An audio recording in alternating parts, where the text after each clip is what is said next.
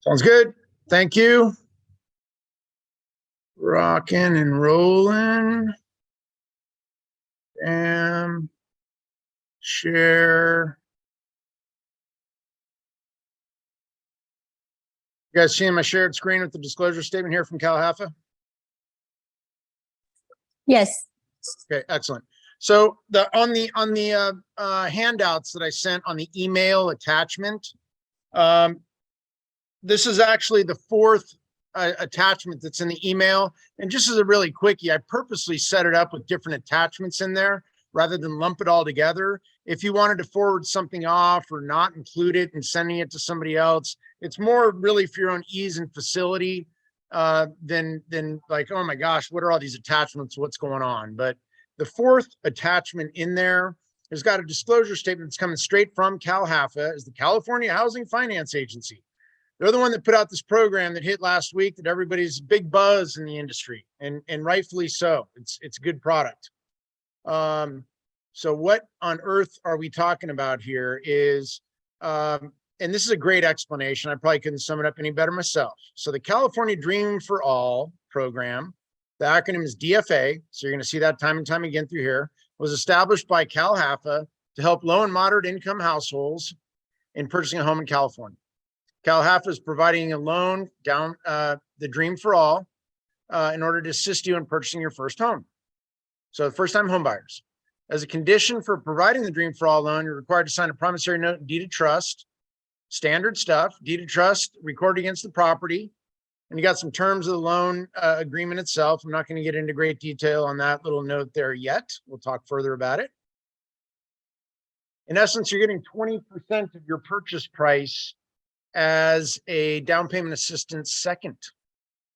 The home run of the century on this program is that there's no payment required on the 20% second, and there's no interest rate tied to the 20% of the purchase price for the second. It does come with shared appreciation, which we'll get into some examples here in a minute. But when is the second? That if you bought a place for $500, 20% of that's $100,000. And the first mortgage would then be $400. You're only making payments on $400. You're only qualifying on $400, not the plus $100.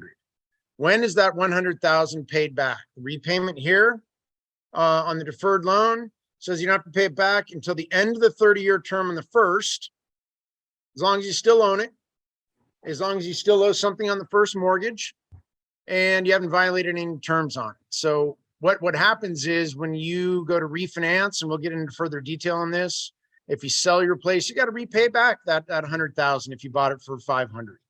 So the 100 is not for free. There is shared appreciation when you sell it down the road too.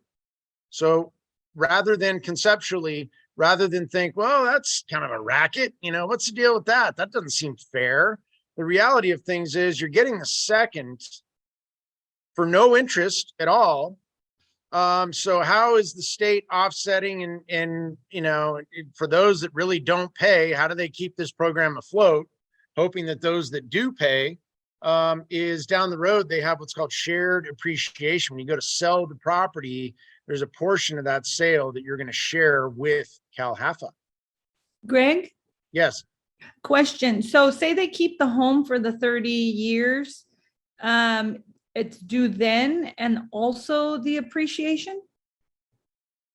So they keep the home for 30 years. Let's use an example that, I mean, it's good to talk about it, but it never happens. Let's say that they paid the first mortgage all the way to the last payment to zero balance. And they never touched the first. They paid it all the way to maturity. As soon as that first mortgage is paid in full, the shared appreciation loan, the second mortgage for down payment assistance, immediately becomes due and payable. As does the appreciation. There is a percentage of the appreciation on the home from the amount they bought it for to the amount they sold it for. There's a certain amount of money that's paid back there. So if you kept it all the way for the life of the loan, the DPA, down payment assistance second you get, becomes due and payable, and so does the appreciation on their calculation. We'll get into examples on that. But it's due and payable if you do pay the first. Got it. Thank you. You got to log in here. Yeah, because I'm not on the desktop here. It's on the email with attachment sent at 8:26 this morning. I'm in the fourth attachment right now. I don't think there was anything else in this particular screen. I'm going to go through examples on another page. I think it's easier to understand. So bear with me for a second here. Okay, this is the first attachment in the email from this morning.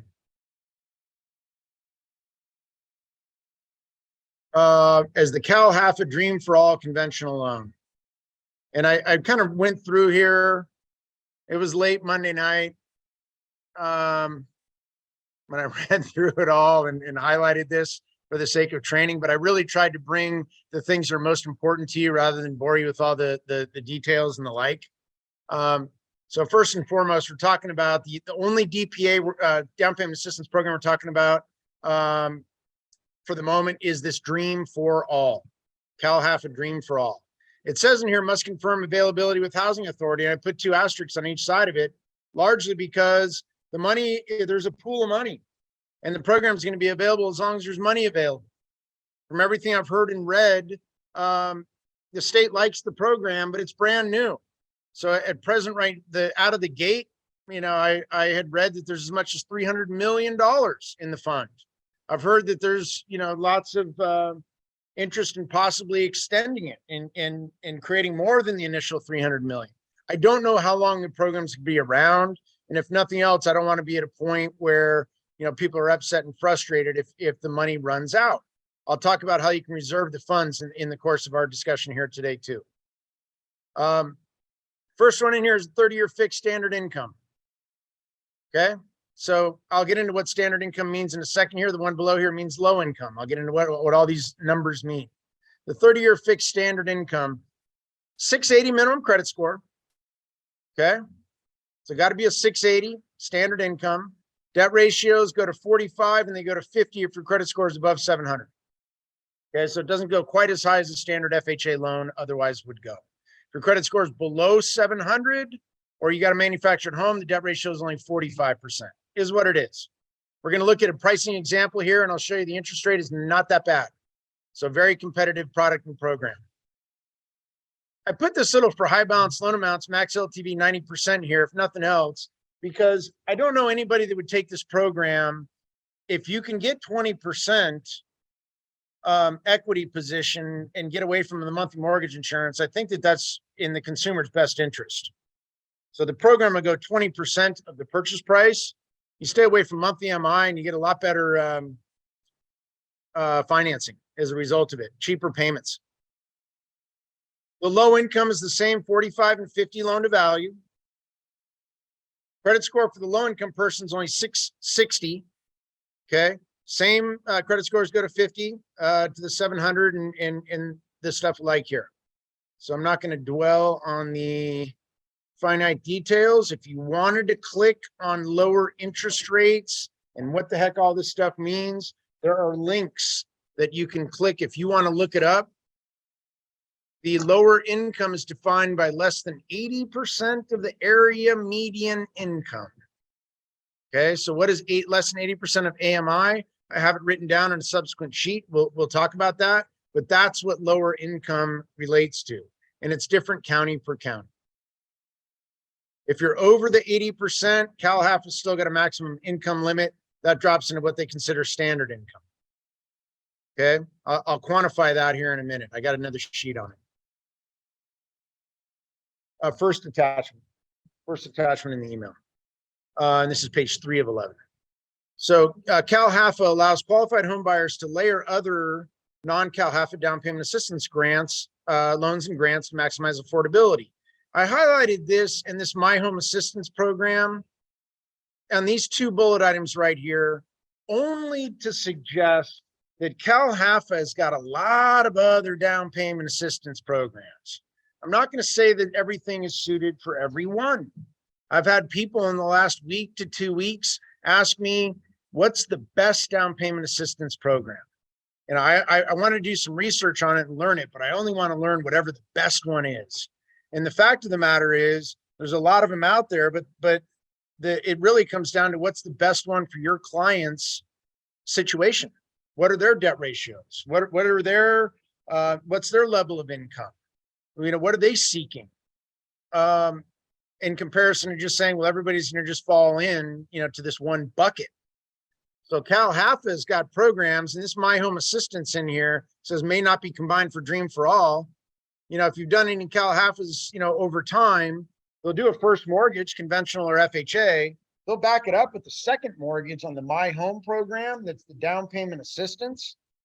And they'll do a third mortgage under a ZIP program, ZIP, a zero interest program, no interest earned. And the third is a closing cost assistance loan.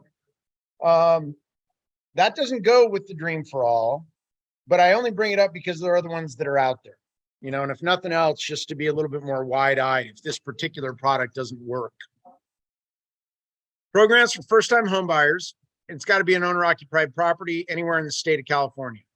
So it's not in other states. This Cal HAFA program is specific to our state only. I underline this next little bullet item here and asterisk it because it's a really big deal. Payments on the shared appreciation loan. What is shared appreciation loan? That's the 20% down payment assistance piece.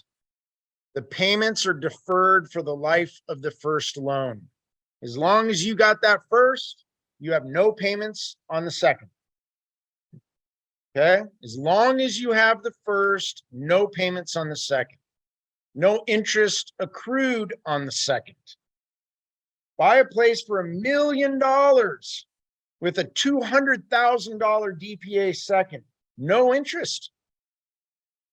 Okay, how do they make their money? We're going to go through a calculation here. It's eventually whenever you sell or refinance. Whenever you get rid of that first mortgage, you come to a spot in time, whatever the value that you purchased it for in comparison to the value in that spot in time, there's going to be a little payback. And we'll go through that example here in a minute. But once again, no payments on the second. That also means that if I buy a place for $1 million and I have a first mortgage for 800 and a $200,000 second, I'm only qualifying for the payment on the first mortgage for 800,000. There is no payment on the second. So you just picked up $1 million property conceivably with no down payment, and you're only qualifying with the payment on the first. Let that sink in for a minute. It's a really big deal. Really big deal. What the state has done is they've created a program that made homes more affordable to finance for home buyers in our state. The long and short of that is that if we didn't have a program like this, you know, then really the fact of the matter is there just wouldn't be that many irons in the fire with additional, you know, financing options for people. All right, repayment of the principal and any share of the appreciation on the shared appreciation loan should be due and payable at the earliest following events, blah. So transfer title, sell the property, pay off the first. You know, any of these things that apply, then you got to quote unquote belly up to the bar and pay the tab. Greg, if you put it in a trust, would that be same thing as transfer of title? I think we are going to get, it is the same as transfer of title, but I do not believe that they allow in the name of the trust. And I think I went through that. I scaled down the things I'm sharing with you today. I went through with loan officers yesterday on a pretty deep dive.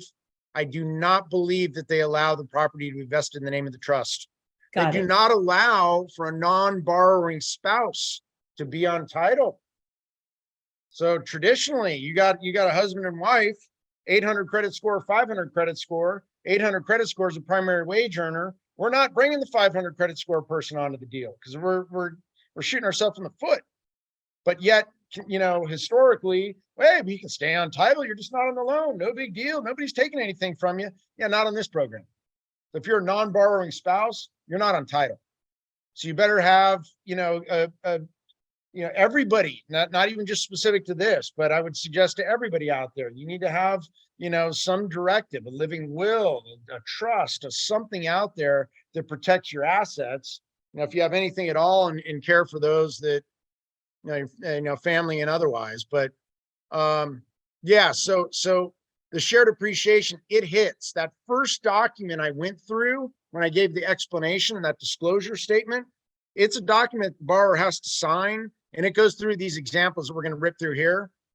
But it would be the fourth attachment in the email from this morning, and it's a formal disclosure statement. I think it's a 9-pager, but at the end, they got to sign it.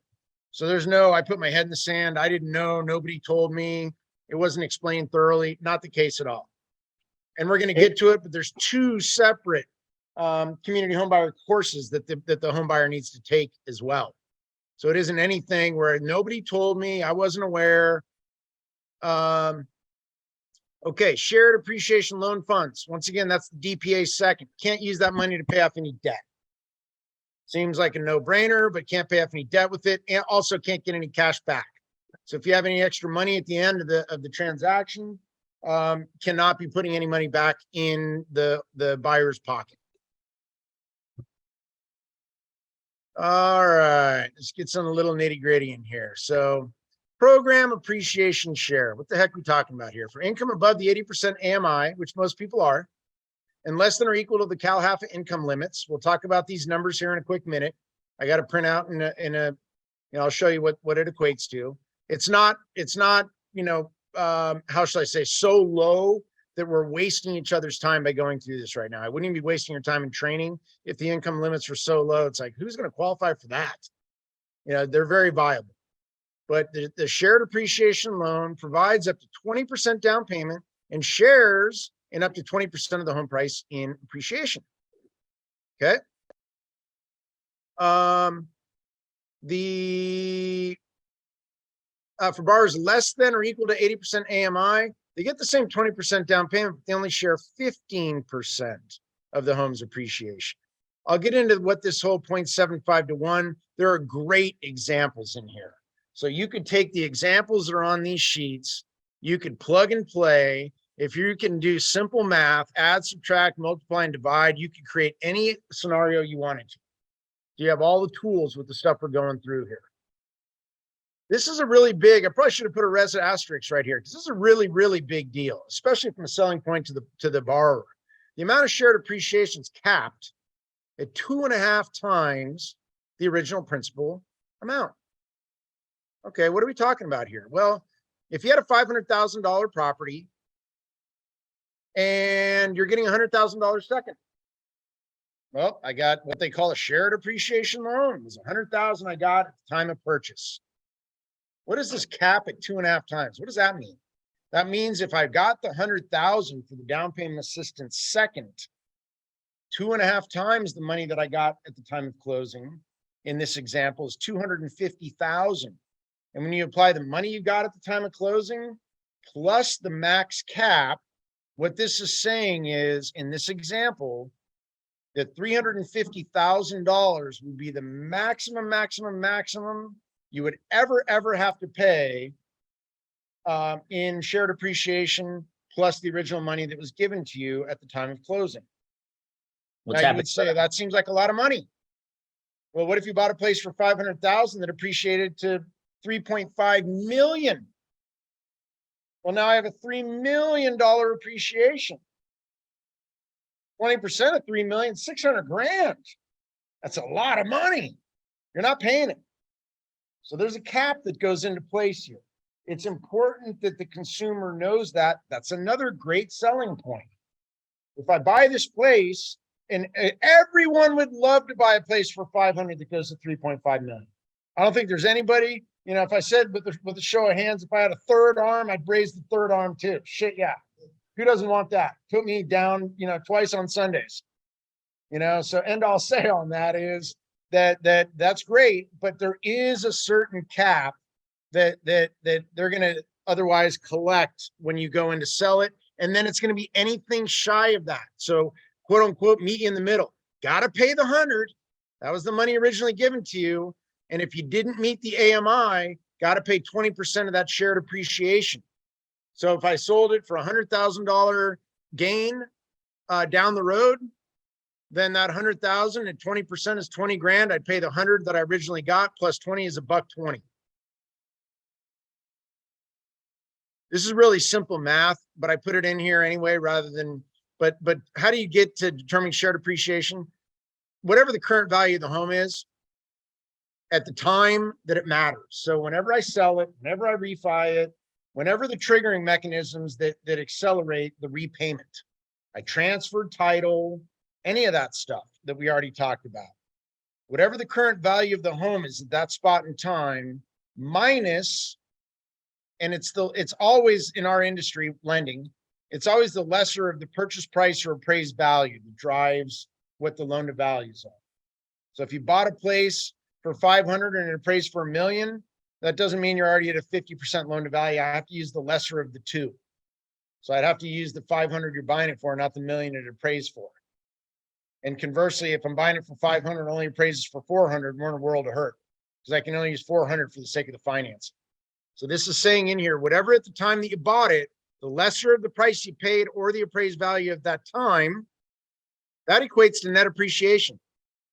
So whatever the value is when they accelerate the second, less what you paid for it or appraised for, lesser of the two, and then it goes into multiply by the shared appreciation percentage. It's really that simple.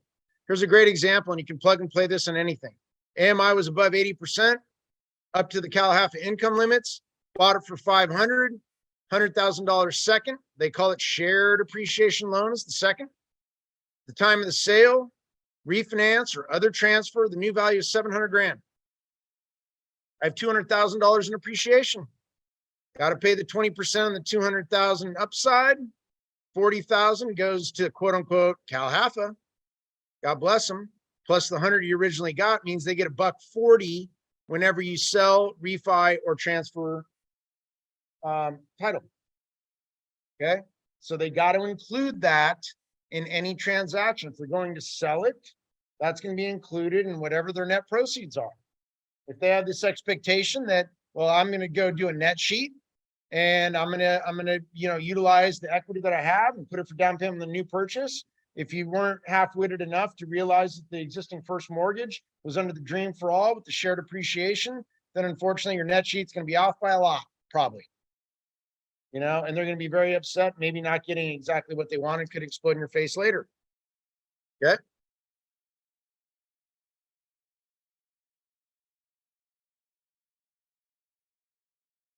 What is? So yeah, we're going to go through that. I didn't even look at the chat box yet. I was going to address that at the end, but so if the house goes down in value, and I talked at great length this morning with one of our loan officers about this situation. So let's say I bought it for 500 and 2 or 3 years from now, it's only worth 400. What happens then? You got to pay back the 100,000 that they gave you for the down payment assistance second. That's not forgivable. So whatever the balance in the first mortgage you owe, whatever the second that was given to you has to be repaid. There is no shared appreciation in that example if it goes down in value. But you still owe the other. So then it comes down to, if you're going to default on the note, it's going to be foreclosure on your credit profile. Okay, so it's going to hurt you. It's going to hurt your credit. So yeah, if it depreciates in value, yeah, I think that's later in the paperwork that I ripped through with you.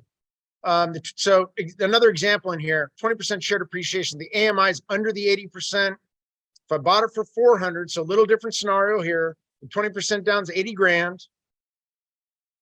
Time of the sale, refinance, or other transfer, the new value is 600. So the same 200 in appreciation over time. 200 times 20% is 40,000. This was the 75-to-1 factor that was on that sheet up. It's easier to see it when you look at the example. They don't pay dollar for dollar. So the person that's the lower income only pays 75% on that calculation for the appreciation. So in this example, they'd only pay 30, not 40. So they pay 80 on the original amount plus 30 on the share of appreciation is 110,000 is what they'd have to repay. That's under the AMI. Huge selling point here this next little nugget of info. In fact, before I even go to it, let me flip to, because I think I have my, here we are. Let's look at the income limits here. I'll go back to that in a quick second. So here are the quick income limits. This is standard Cal HAFA. If I'm in Orange County, total household income, $235,000. So 240 is 20 grand a month. So, you know, can you buy a house in Orange County if you make 20,000 bucks a month? Probably. I don't know what you're carrying for debt, but you're probably going to be able to buy a house, and you're getting 100% financing. If you're in San Diego County, it's 211. LA County, surprisingly, was a little more modest. It was only 180. Okay, so got to be 180. Riverside, San Bernardino County, 173. Okay, those are standard. That's the standard income. Okay, 680 credit score to get there. I went to the link. I didn't want to, you know, print up all these and just give you a bunch of paperwork, but I went to the link that was in the sheet for the less than 80% AMI is area median income. And for Orange and LA counties, it's only 78,320 per year. Riverside was 69,920 and San Diego is 85,520. Not real high. Tough to buy a house in those counties with that income. I'm not saying it can't be done, but if nothing else, it quantifies what is the lower income, what is the higher, how does that work? Am I wasting my time with the buyer in Orange County that makes 500,000 a year talking about this program? You're wasting your time. 235 is the limit. There's no exception. Can I get just, I mean, he makes, you know, 335. It's just one number off. Yeah, but it's a number. Whatever the number is. But what they're going to calculate, it's going to bounce them from the program. So the income limits have to match up. So let me get back to this great selling point here. And this is really key. For all loan officers and real estate agents, there are a few things in this program that really, really jumped out at me. And this is one that just is like a Louisville Slugger square to the forehead. I mean, just unbelievable. Is that Cal HAFA does not have a sales price limit on eligible properties. Eligible Cal HAFA borrowers must continue to meet the Cal HAFA income limits, which we just talked about, as well as the loan limits. So you have a conforming loan limit of 726,200. You have high balance loan limits. You know, LA County is 1,089,000 and some change. So you got to meet within the standard loan limits. But if there's no sales price limit, what does that mean? So I hand wrote over here in the left column, and this is just one example. You could buy a $1 million home. Okay. And there are people that have money to bring in. So this is an example of somebody that's got money, but maybe can't afford on their debt ratios the price point they want. And I've had a couple inquiries. I've not gotten a chance. So if anybody's on this call that's reached out to me on this, you're getting your answer right now. I've had a couple inquiries on this in that, you know, what if it's like you know, my buyer has 300,000 to bring in for closing, but they want to buy a place for like 300 grand, or excuse me, for 1.3 million. And then, you know, how does that, well, you can get the 1.3 million. You could use the 20% shared appreciation loan for the down payment, which is 260 grand in that example. And you could bring in another 300 for closing, and all of a sudden you're down real close to your conforming loan limit. So you could bring in money if you chose. Once again, you're only qualifying on the first mortgage loan amount. And we're going to go through an example here. Rates are not that bad. So in this example, the silly example here is could buy $1 million home. 200,000 shared appreciation loan equals $800,000 new first. If you had 73,800, and I can do this as a high balance. This is no big deal. So the high balance loan limit, that's going to go in LA County, Orange County, not Riverside and San Bernardino, 800. We need more in Riverside, San Bernardino, because we don't get the high balance limits. So we're 726,200. But LA County, Orange County, San Diego County, you know, that this 800 would go all day long. If they wanted to get down to the conforming loan limit for the best price, they could bring in this example, the 73,800 down payment, get pricing for a 726,200 conventional loan amount. It reduces the payment and it makes them home more affordable. You're driving the balance down on the only debt that you have to repay and qualify for right now. It allows people to buy more home than they might be able to afford based on their debt ratios. How many times do we run into people where, This program, we're going to get to it, allows for a maximum of 4 borrowers. I could have 3 borrowers that are all W-2'd, and the 4th borrower is an I-10. No slight on the I-10, but if any one of the 4 are an I-10, you're qualifying for an I-10 program. It's not Dream for All. Well, now all of a sudden, could I have the 3 borrowers that are making W-2 income, not include the I-10 borrower, get in the Dream for All, and maybe I can qualify for the house that we want, and maybe I don't even need that other person's income anymore. Second bullet item, wrap your head around that one. It's a huge selling point. This is a huge selling point that there's no sales price limits on eligible properties. So you can go up in price. You can bring in some money if it doesn't meet, let's say it doesn't meet the $1,089,000 high balance limit in, let's say I'm at a 1.5 million purchase price. I want to do a high balance loan in LA County. We're at $1,089,000. I think it's $1,089,300. I don't have it in front of me, but let's just say it's $1,089,000 to make math easy. If I'm buying a 1.5 million, 20% of that's 300 grand. Shit, I just got a $300,000 down payment assistance second. That's pretty good. Well, now I'm at 1.2. Well, how do I get down to the 1.089? You gotta bring in a little bit of money. But if you drive it with more down payment, I have $111,000. Now I can drive it down to the high balance loan limit. And I just picked up a $1.5 million home, arguably, for most programs, jumbo all day long with down payment assistance, 100% financing, screaming deal. Hey, Greg, Yes. I told you last week that this was big, right? Remember, I told you, and you said I'm with you. I just needed to get all of my ducks in a row. I'm not one that kind of in the more that we're working together, I'm not one that just kind of like pops off, or if I don't really have it all dialed in detail, everybody's talking about this one, but they say the money might runs out. You don't know and I much. do hear that our legislature is looking at appropriating more funds. Okay, let's talk about, because this is really big. I get these questions all the time. Unpermitted addictions and ADUs. This is page 9 of 11 in this attachment. We're still in the first attachment in the email this morning. But the unpermitted additions, can you get this particular Dream for All if you have unpermitted addition? You actually could. You got to have a couple things where you got to, stand on 1 foot, pat your head, and rub your tummy at the same time to make it happen.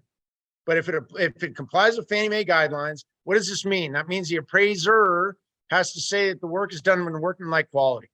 Doesn't seem that tough. The next one's in here. You just got to make sure the appraiser's jiving with it. First one is the appraiser gives the unpermitted addition value.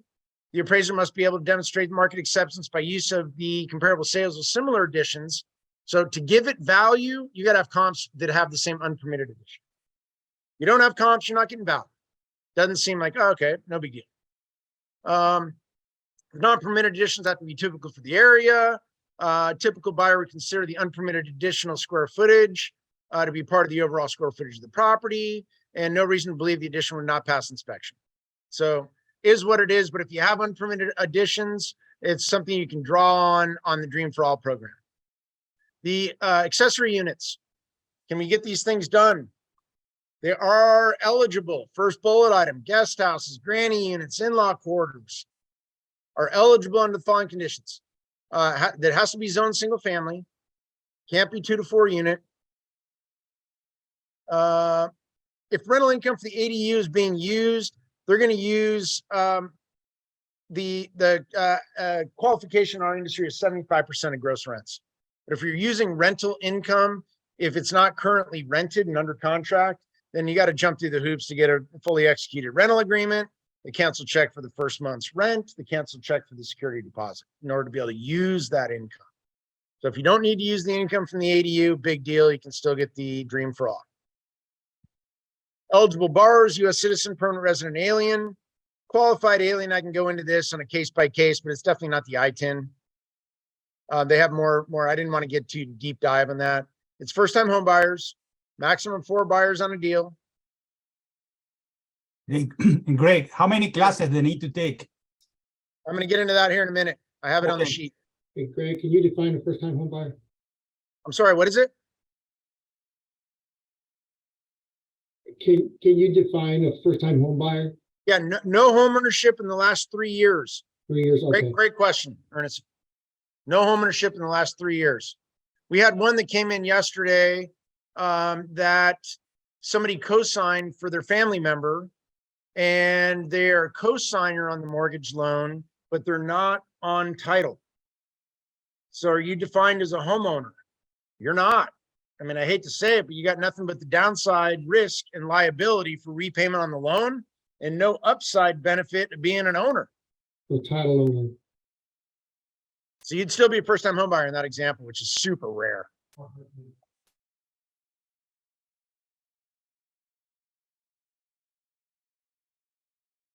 Yeah, so Lottie in the room here is mentioning if you have a husband and wife, the husband's on the loan and on the home only, wife is not. The wife, if she can qualify for this, can qualify on her own as a first-time home buyer. What we're talking about here is contributions by an interested party. So what can you kick in? What can the seller pay? What can be, and it's a little different here depending upon the equity in the property, but most of them are going to be at the 100% financing.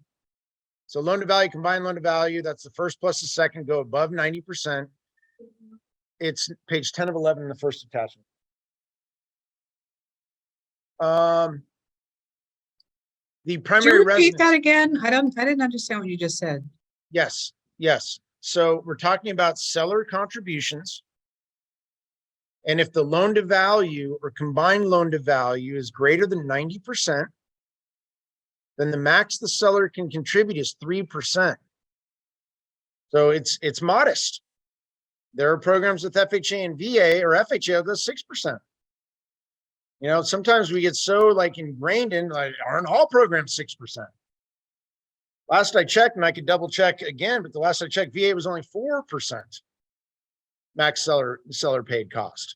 So all these programs have got a little different number to them. If you're doing the 100% financing, the seller can only kick in 3.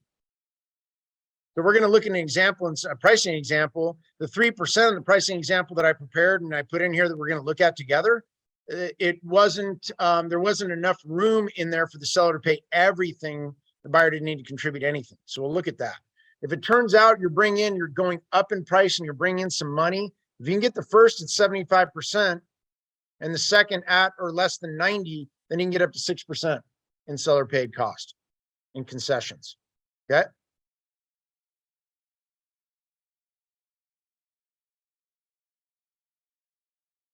All right. Bam.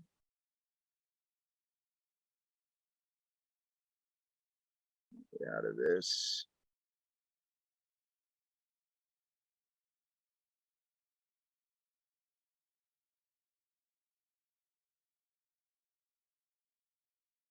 Okay, the very first sheet that I put into in here, and I'm just going to kind of scroll through without hitting you know, some really, but these examples that we use, this is the disclosure borrowers need to sign.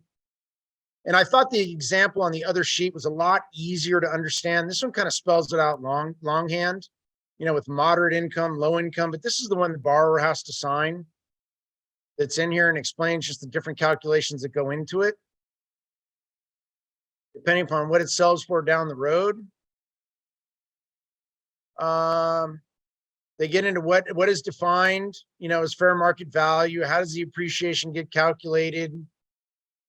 Go through all these different examples in here. At the end of this and all the way to page 9, and I don't downplay this, and I mentioned this to our loan officers as well, clients need to understand this stuff because they're signing it in here. So it's not anything, the original principle is a no-brainer. The shared appreciation percentage, oh, what does that mean? Maximum DFA loan amount owed to Cal HAFA. What is that? That's the original amount that you got that was lent to you, plus whatever that 2.5% factor was. So on the disclosure that they have to sign, they have to see the maximum dream for all loan amount owed to Cal HAFA and a number. Okay. So if I'm buying a modest $500,000 house, the disclosure they're going to sign here is going to have $350,000 on it. I think the average consumer, if they saw that, is going to vomit in a third of a second. Like, what? Are you kidding me? What I'm saying is the calculation I put in when it comes down to what is the maximum they could ever pay If the property value went from 500,000 to 3.5 million, would they pay the 20% on the $3 million appreciation? No, there's a cap. The cap is the original amount that you got for the DPA second plus 2.5 times that. So if I bought a place for 500, then my second is 100. 2.5% of that, or 2.5 times rather, of that is 250 grand. 100 grand plus 250 grand means 350,000 is the max you would ever repay over time.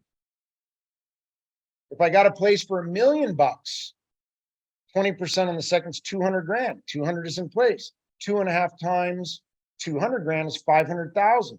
200,000 plus 500,000 means on this line item here, maximum DFA loan amount owned to Cal Haffa would be $700,000. You're buying a place for $1 million. They have to be comforted to know that means that the place appreciated just a boatload of money. Okay, and because it does seem like this one particular line item here is a bit of a sticker shock. You know, most consumers out there be like, oh gosh, that's a lot of money. Ah, not what Can I you was looking. prepay this money before? Can you prepay the money back? So the money that you pay extra on your payment goes to the principal reduction on your first. There is no separate prepayment on the shared appreciation loan. So on the second, but here's the other thing that I'd say on that, Valerie, is the first mortgage, you're being charged an interest rate with an expense and cost for the rate and that loan amount.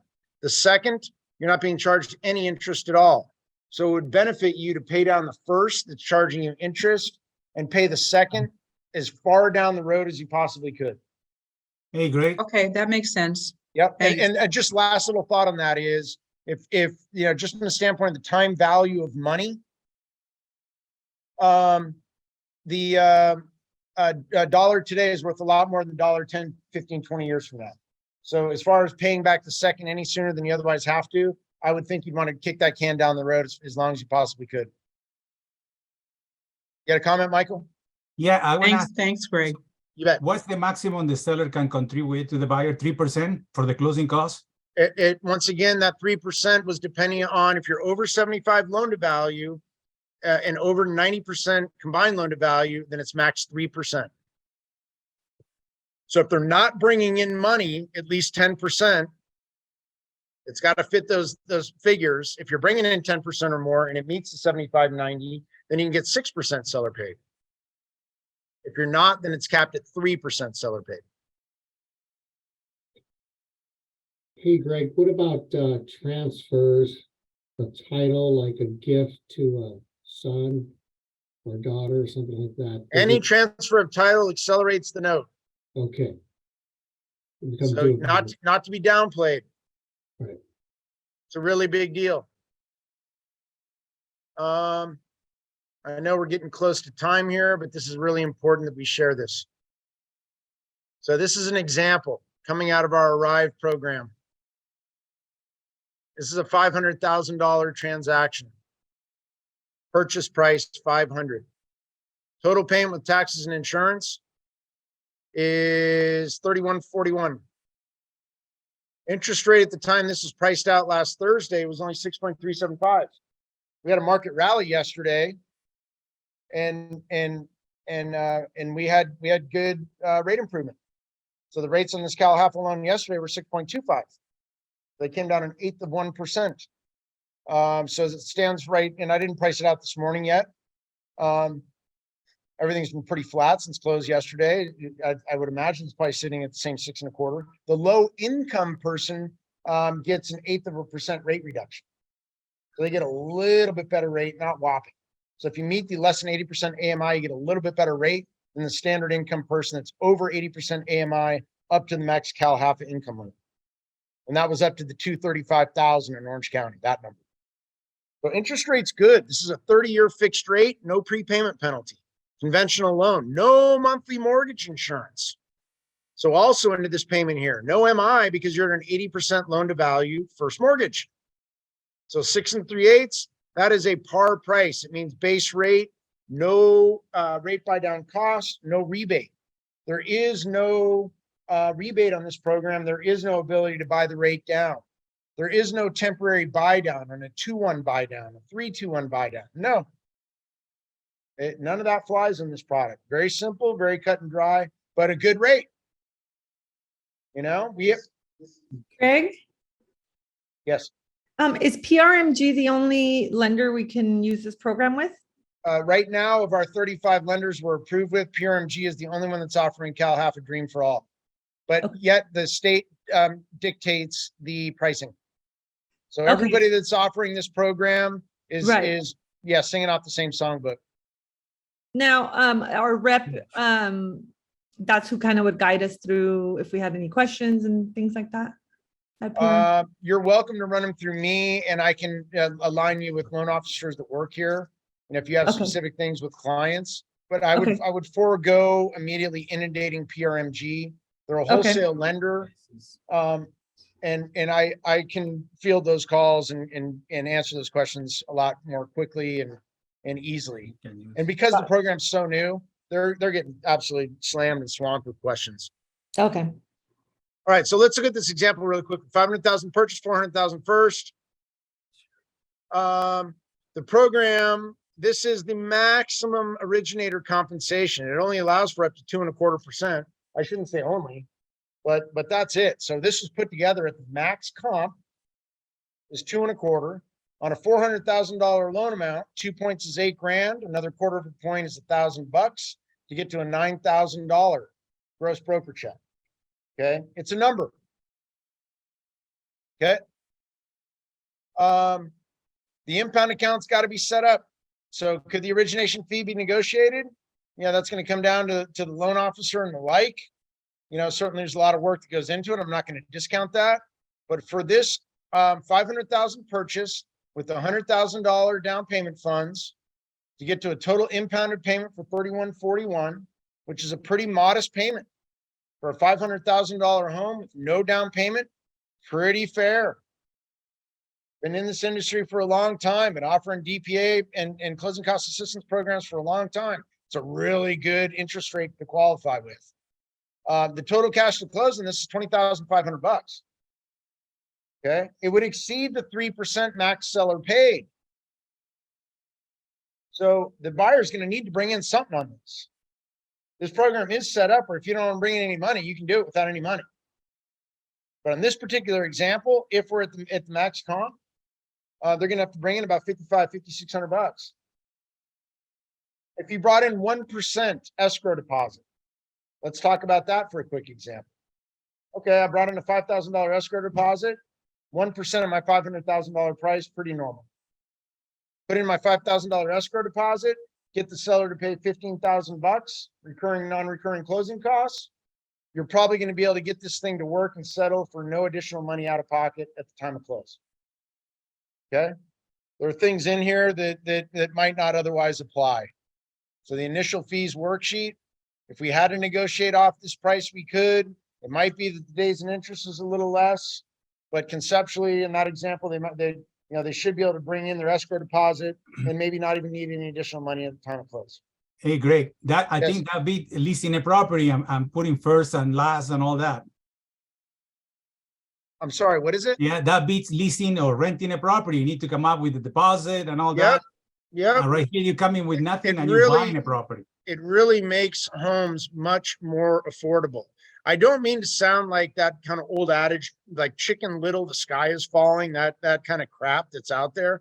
But because there's a limited amount of money in the pool available for the program, that we have, there are agents that work within our brokerage that I've overheard on telephone calls that make high 6-digit in income per year that already Thursday, Friday last week are putting, that notion into their prospective buyers' heads that we need to hit the ground running.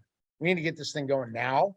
The time is now. If you want this program, it's not, next month, 2 months, maybe July is better for me. You want to take advantage of the opportunity that's available right now. You're going to want to jump on it right away and not at a point where you're sitting back like, oh, okay, well, if later is fine, then it's okay. Yes. So, in our loan officer meeting yesterday, we have the ability, once the loan is approved, we can lock in the interest rate. The rate's going to maximum 40-day rate lock, but I have to have full loan approval. It does take a little bit of extra time.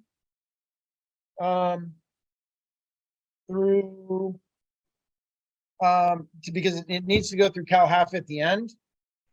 So I would be more inclined to think in the 40 to 45 day escrow than the 20, 25 or 30. I'd probably give yourself a little bit more wiggle room. They can reserve funds, so they can go into the CalHAF website upon approval and reserve funds. The rate lock is the 40-day time period. So there is an opportunity to get your foot in the door. Sorry, Greg, I'm not under, so there's a way for them, the borrowers or us to reserve the funds? Us, we need to have the full package. Uh-huh. We need to be under contract. The full file needs to be submitted. We have to have underwriting approval. Mm, And at that point in time, we can reserve funds. And at that point in time, we can lock the rate. So this is not a lock and shop program either. This isn't something, well, we have, you know, as little as 60 days and as much as 180 days lock and shop. Some of them, the longer term lock the rate and shop for the house. If you want to go 180 days, you're paying money today to have the benefit of locking in the rate. If you think rates are going up that much in 6 months, there's a cost to lock the rate in upfront. This is the Dream for All does not allow for advanced locks. You have to have underwriting approval. And it's 40-day increments. So if we're doing a new build and the house will be completed in October, I'm not saying you couldn't reserve funds. You're not gonna be able to lock the rate. Greg, would you Yes. recommend if we got a TBD approval on some of our borrowers? I can run DU with the TBD if you need it. No, I mean with PRMG. Okay, the PRMG is not going to do a full underwrite on a TBD. Is that what you're asking? Correct. Yeah, they're not going to take in all income assets, everything to a full underwrite, but we can get the initial DU run. So we need to have all proof of all income, proof of all assets. And at points in time, you know, and not to sound like a jerk, but you know, some clients just buck us on even large deposits, non-payroll deposits on a bank account. I need to source and season them. You can wait for the underwriting to tell you. You can wait for Greg or any one of our loan officers to tell you. Gonna need it. You know, and there's, you know, it's almost, I'm not saying that I don't trust you. I'm just telling you that we're gonna need to prove it on paper. You know, you're telling me you sold a car for $42,000. I'm gonna need a copy of the title. I'm gonna need a copy of the check that you got the 42 grand. I'm gonna need to show that you own that asset. And it's not 42,000 just fell out of the sky. So certain points in time, we're digging for information up front. You know, once again, I'm not looking for any pushback, but in another respect, you know, I just want to make sure we got every I dotted and T crossed. So it is really important. We got all our ducks in a row on the front end, such that obviously when they get under contract, everything's rocking and rolling. No surprises.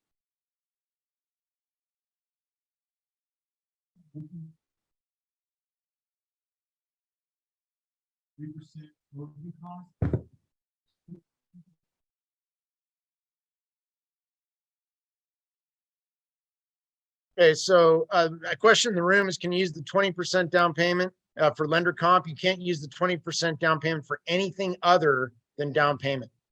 So it can't be used to pay off additional debt. It can't be, no portion that can go back to the borrower at closing if there's extra cash left.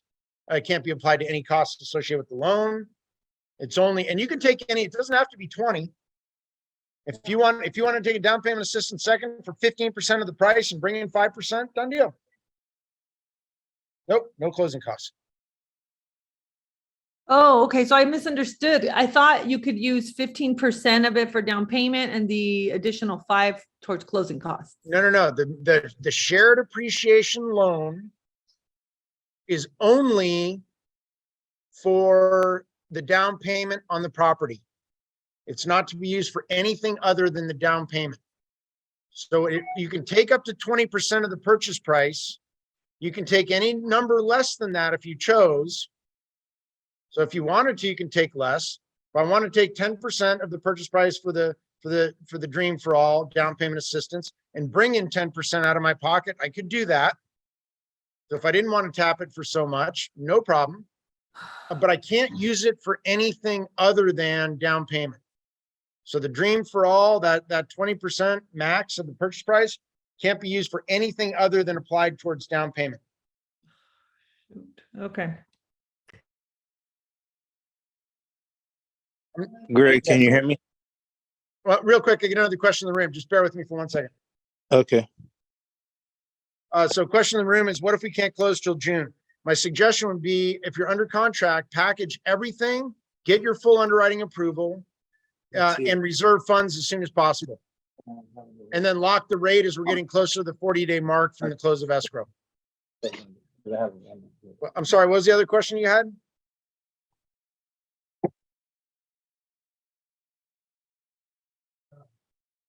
Nothing? We're good. So I'm just gonna introduce these couple other attachments. The third attachment email this morning. This is good if you want to send it to any clients. This is coming straight from Cal Haffa. This is the Dream for All. Frequently asked questions. Very, very simple, very down and dirty. You know, what the heck is it? This is just so they don't think like, well, who the heck is this Greg guy? You know, can we really trust him? You want to send it straight from the state agency? Have at it. I'm going to explain the program to every single person that I'm working with till I'm blue in the face. And then at the end of the day, what I will tell you is when they start doing any research, and I don't think I'm not sure if I did. I don't think I included the homebuyer classes with you guys. I can send this out as another link. I think that was in something I only use with loan officers. Yeah, there's a standard first-time community homebuyer course that consumers need to take. And there's also a loan specific to the shared appreciation. Oh, I do have it in the stuff. It's in the last attachment. So this is And frequently they asked can use their questions. own money, right? I'm sorry, what? They can use their own money with this, right? You absolutely can. You don't have to tap the program for everything it has available to you. I will tell you this though, if you tap anything on the shared appreciation and you don't meet the 80% less than 80% AMI, the down the road calculation for 20% isn't predicated on the money that came to you. It's 20%. So let's, like, if you want to talk about that, so let's say you took the Dream for All and you only took 5%. I only needed 5% help. You're still doing shared of the appreciation down the road at 20%. The 2.5% cap is going to be based on the original. So your cap would be adjusted down based on the lesser money you took for the down payment assistance. So let's say I did a $100,000 property. I only took 5% for the Dream for All. That's $5 grand.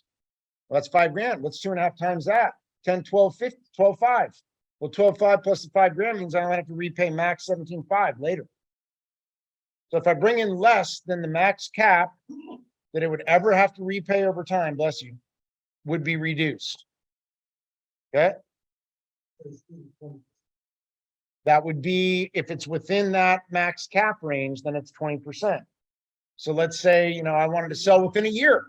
Let's say I was going to sell within a year. I didn't have that whopping appreciation. Then you're going to somehow settle somewhere in the middle of whatever the maximum that you'd ever have to pay, worst case scenario is, and what is reality for your calculation. So it might be that you don't have to pay to the max. Hey, Greg, Yes. another way I see, and I know we are putting a lot of emphasis on trying to get a lower payment, and it's good for the 20%. Other thing that we have over here where the prices are a little lower, some people, they are looking for homes, let's say in the 500,000 range, and they cannot find anything. Everything is ugly for them. Everything is not exactly what they're looking for. With this program, they can actually start looking a little higher than that, and will help them to get a better house. I That think was on that one page that I put in there where I mentioned the selling point. I'm not even going to go back to it, but where I took the red ink and then in my writing on the left column was about there's no maximum sales price for Cal Haffa. That's exactly what you're talking about, Michael. It is a It is probably one of the biggest selling points on the program. Not only does it make the house more affordable, but they can buy a lot more house than they'd otherwise qualify for based on debt ratios. With no monthly mortgage insurance. MI is not tax deductible. You got no monthly MI, you're getting a lot more home than you'd otherwise qualify for if you did not have this type of program. So most definitely your purchasing power in price range is higher. So the last attachment, I'm going to leave you with this little nugget. The last attachment of the 5 has this Dream for All Shared Appreciation Loan Program Handbook. It's not many pages, 7 pages in it. Homebuyer education is on page 1. And the links are on here too. So they go through the whole, this is all stuff we've already discussed, homebuyer education. So there's a standard, refer to Calihafa conventional loans. And there is a homebuyer education that's specific for shared appreciation loans. Or maybe they got to Google search them. They're easily found online. This is all redundant information, but this is another good piece. I didn't want to just stockpile things like, oh, they don't need this, but I just wanted to get more out there than less. So if you felt that this last attachment was something you wanted to send and was better than the frequently asked questions, you do whatever it is that you want to do with it. But there are 2 different, and I think they cost, those homebuyer education programs, I think they cost about $100 a piece. So it could be somewhere in that like 100, 110 or so dollar price range or price point per course. And they're all online. It isn't anything where, you know, I got to go somewhere or then what goes into that. But if you have somebody that's interested, I think you'd be better served, you know, to start putting the ball in motion and start getting, you know, the coursework done. And then also make sure, like, if you have any objections to it, I don't want to be at a point where I'm advancing, you know, moving forward, investing time and effort on my own behalf or your behalf, and come to find out there was something in there that there was no way, no how they were ever going to agree with. Like, might as well just take all the heat out of it. Here's the entire program. Here's how it works. If you like it, I'll get it for you. You know, if I'm, you know, a chef and you come to my restaurant, you tell me exactly what you want to eat and exactly how to prepare it, and I make it exactly to your liking, I'd like to think you're going to eat it and enjoy it. You know what I'm saying? So just from the standpoint of putting it together, you know, and I've never, ever been one that's going to soft step anything. I've said it once, I've said it 1,000 times. Our industry is confrontational by nature. You have to confront people. You have to reach out. You have to communicate. You can't put your head in the sand. You know, so, you know, even just having addressed that, you know, in a nutshell, the paperwork that goes into it, it's important that they understand what it means and what these numbers equate to. Because it's going to increase our chance for success. It's going to increase our chance to get paid. That's really it. Great program, though. I really like it. I got no slight on it. The last little nugget that I'm going to throw out there on the other DPAs, we have another training at the end of the month. It's going to go through other options. I'll answer your question in a quick second. But we have other DPA programs that have no income limits. So can we get 100% financing with no income limit? Yes. I have other DPA programs that are going to go 47 housing ratio over 57 total debt ratio. It's a lot higher. So, you know, and then I have other DPA programs. The interest rates aren't as great as the Calihafa Dream for All. So, you know, it might be that some of the other programs with more lenient requirements or guidelines, you know, might come in where they're not priced quite as competitively. You know, so I think it is ingenious for the agency to create a program that says, I'm going to get you into the house right now. And then, hey, we're going to partner up. And as the home that you purchase is appreciating, I'm not looking to go 50-50 with you, but I want to get a little piece of that. You know, and I think 20% doesn't seem to be so outrageous. And I think it would be grossly outrageous if they didn't have the 2.5% factor plus the original money lent to you as the max cap. If it did not have that feature, I think it'd be a much tougher sell. All of a sudden, this house went up 800 grand, you know, and you're paying the 20% on 800 is $160,000 plus the original money you borrowed. There'd be a lot of people. And I just want to refinance. Maybe I'm not even selling. I just want to refi. So all these numbers kick in, even if you just want to refinance. You know, if I'm transferring title, any of the other stuff that goes through it. Husband and wife bought the property, going through a divorce. A person that's keeping it wants to keep the property. Congratulations. You want to transfer the other person off the title? Acceleration on the note, belly up to the bar and pay the tab. You know, it's nobody's riding for free. So, you know, on those little, it's important that they're understanding how the ins and outs of it so that they can function and live their life down the road. I'm just going to rip through this. What happened to the price drop? So we talked about that, David. Good point. Negatives about the program, Tim, and put into the chat box. Yeah, I really don't see it, if you had the money for 20% down payment, you didn't need the Dream for All, then don't take the Dream for All. Win-win. You got the money. You've lived life. You're winning. Take the best that's available for you. So anything that we offer out there, if there's a better product for you, that's what I'm going to put you into.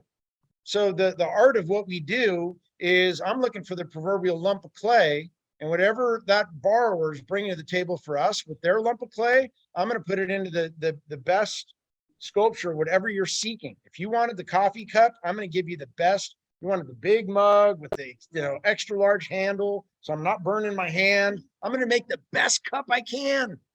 So that's it from our standpoint. And yeah, I expect you to use it and drink up.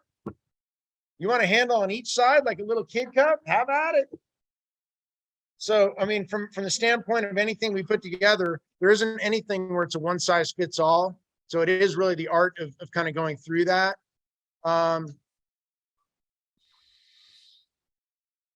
Cannot be used for debt payoff, and all that stuff is spot on. Nancy, you are absolutely correct on your bullet items there.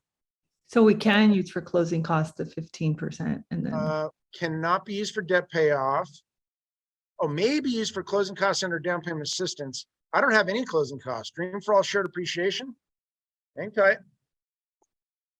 because I was structuring somebody because I had read it somewhere that we could do 15% down. They'd have a little MI because their MI is really low, and then not use more than 5% towards closing costs. But this doesn't say the actual percentage, but I would have to follow up with PRMG because my understanding was the shared appreciation loan was only for down payment and not costs. I'm just skimming through here and seeing if there's anything that jumps out at me quickly. I didn't go back to sharing my screen. Bear with me for a second.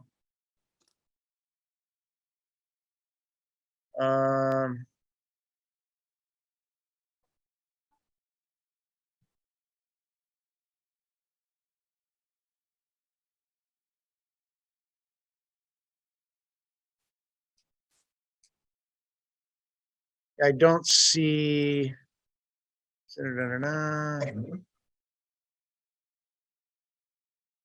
don't see that addressed in the guideline. So I will follow up on that and I'll shoot an email out to all. Have you already gotten that in writing on this program and that specific question, Nancy? yeah, I'm looking at their website right now at their, what is it? Loan Programs Handbook. Are you talking about CalHFA? Yes. Okay. And it says, is there a max cap on what can be used for closing costs? No, that's where I was trying to find where, but I don't know where I read 5%, but I can't find it. But this one kind of breaks down all their programs, I guess. And it says that this one can, I just copied and pasted what I saw on their site. Okay, as I'm thumbing through here, in the frequently asked questions, it is on page 2. This is a great, I'm glad we're on the call. The third question from the bottom of page 2 on the frequently asked questions says or asks, can the shared appreciation loan be used for down payment and closing cost? And the answer is yes, the shared appreciation loan can be used for down payment and closing costs. So you can apply a portion of that. I would say that the nugget there is that you're going to drop into MI. Yeah. So if you opt in, that's the only way you can structure it and put it together, then just be cognizant of the fact that you're gonna have to make sure that you put in the monthly MI. Make sense? Yes.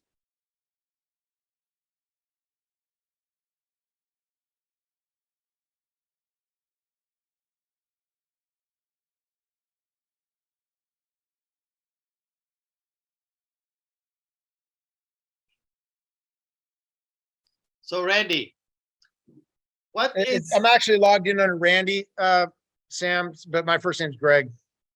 Greg? It's no problem. Hi. What's your opinion? What is what's your feedback? This is your expertise. What is your feedback about this loan, ins and outs? I honestly think it's great for those that it works for. So if I knew what anyone was looking to accomplish, it's not going to be best for everyone, but there are going to be some people that it's absolutely just like the immaculate conception. Like, oh my gosh, this is every single thing we ever otherwise wanted.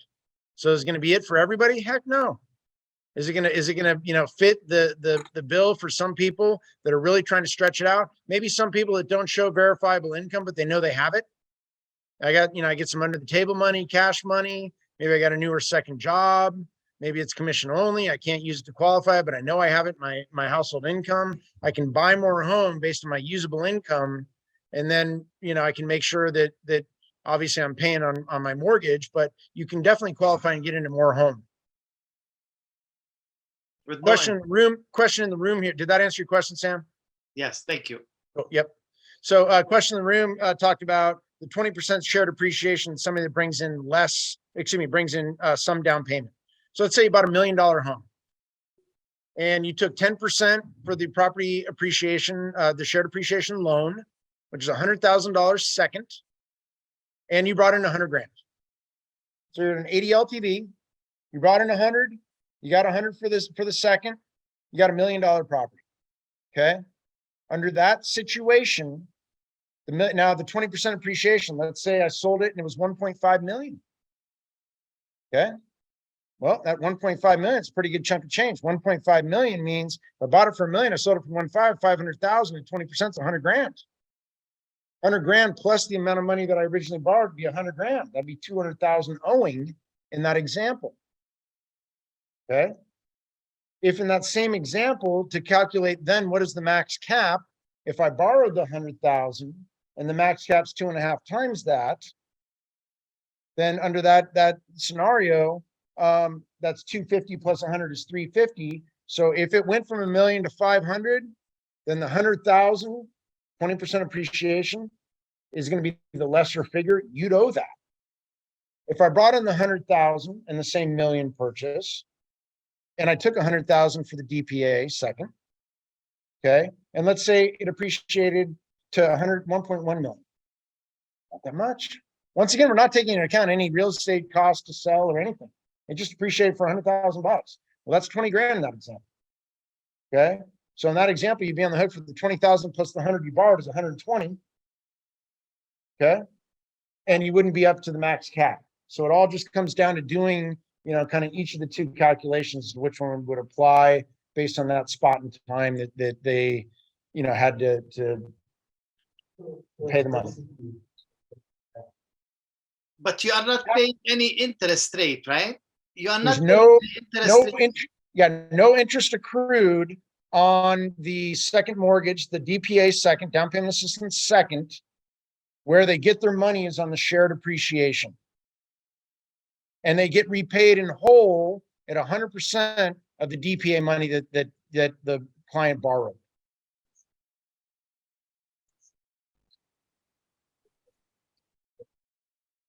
There's no way possible.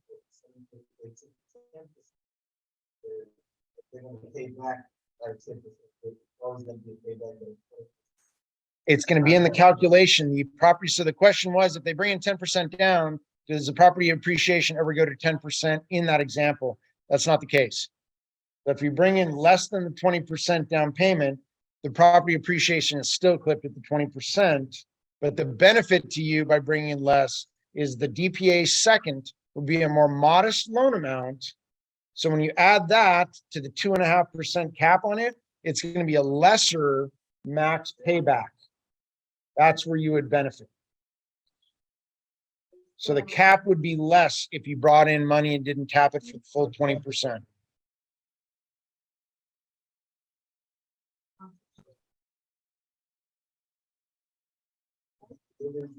Any other questions? I know it's a lot to digest. I don't mean to jam you with just so many details, but I have a question though, right? go ahead, Laura. So it is a lot of information. So how would you, like, if you were to summarize the way we're gonna present this to our clients, let's say in 1 minute, what would you tell them? In 1 minute, wow. Well, if you tell them, like on the phone, this is a loan that it. So, you can get up to yeah. 20%. If I wanted to keep it super simple, Mhm. there's a program out there that'll give you 20% of the purchase price as a down payment assistance second, charge you no interest for that money at all, and can help, and you only qualify with the payment on the first mortgage. And the interest rate right now is in the low 6% range. You shouldn't be quoting rates unless you're an MLO. I shouldn't even say that. But the rate, they could look in the Cal Hafford website if they wanted to see the rate. It's a published rate. Right. It's not anything where there's some secret like, whoa, what's the rate? Only Greg knows what the rate is. So the questions I'm getting are pretty much about the class they need to take, because there are not a lot of available dates, and there is a class they need to take. There's two classes. One of them is the community homebuyer class and the other one's a shared appreciation class. I Okay. would suggest if they're interested to be able to get on those right away. You don't need to have the class completed in order to get your offer accepted, but you're going to need it for underwriting. Okay. Yeah. So, yeah, just from the standpoint and ultimately, what is the course? They want to make sure that all the stuff that we're talking about here is being covered and thoroughly understood by an independent third-party approved counselor. That's really the nature of why it's out there, to make sure people aren't getting into this loan and then coming to find out later down the road, well, nobody told me and I didn't understand. And you guys are all a bunch of criminals and you're out to screw me. Right. That's really, they want to make sure that they have dotted every I and crossed every T. And there's like even that disclosure statement. It's pretty detailed. And But when yeah, is- I think if I was to sum it up in a minute, I would make it sound overwhelmingly, almost too good to be true, to the extent where, like, hey, tell me more. So a lot of times, on the phone, we have such like and especially even in person, we have such like a quick, people judge you, to think that, oh, no one judges, or it's all BS. People judge you on the phone, in person. I mean, till more than you would ever know. And a lot of times you have seconds to make or break yourself. So the more that you're able to come up with, the extent of the product offering and talk about all the other down payment assistance programs too. It's not like this is just one size fits all. It turns out that this is the best for you. And then it's hit the ground running. It turns out there's something that's better suited for you. Then let's get into something that works a little bit better for you. Is there So- any chance, Greg, to get the link for the brochures you have? Put your email in the website, or the emails go out to people that are in our email distribution list, but I'm happy to send it to anybody that wants them. We're all about shared information. So I will get you, I'll write it down, but yeah, anybody that did not get the attachments, there's a ton of info in there. Sorry for that. So will do. There are a handful of people from last week's training that have followed up with me and are not on the list. And actually, I was a little ahead of the curve, and there's probably 6 or 7 of them. I shot out these attachments to them this morning. I don't even know if they're on the call. I didn't flip through all the attendees, but I will definitely get it out to you, Sam. Thank you. And it'll have my contact info. But yeah, if you have any questions at all, I will do also, Laura.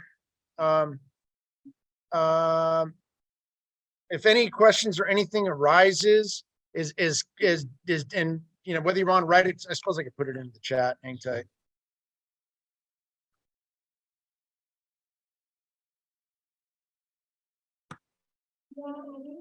How long do you think are these funds Name. gonna last? It's really tough to say based on how many transactions come down the pike and close. Okay, So it's really, no one can look in that crystal ball. So I'd be inclined to try to take advantage of the getting while it's good. is it true that there's only 300 million? 300 million was the initial money appropriated, yes. But I've already heard that there's already some consideration. I just put my information in the contacts. Oh, shoot, that only went to you, Nancy. Sorry for that. I didn't see the DM.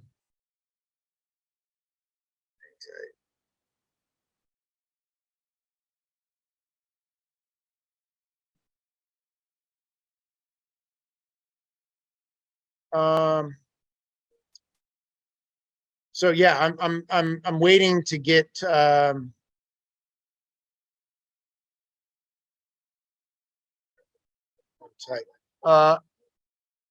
I do think that the money's going to probably be going away in the next 2 to 3 months. So I wouldn't freak out by it though. I do think that there's going to be more money appropriated and we'll have more money on the table. I think it's too good. Putting in my email. I'm sorry, it's taking me just a little distracted here.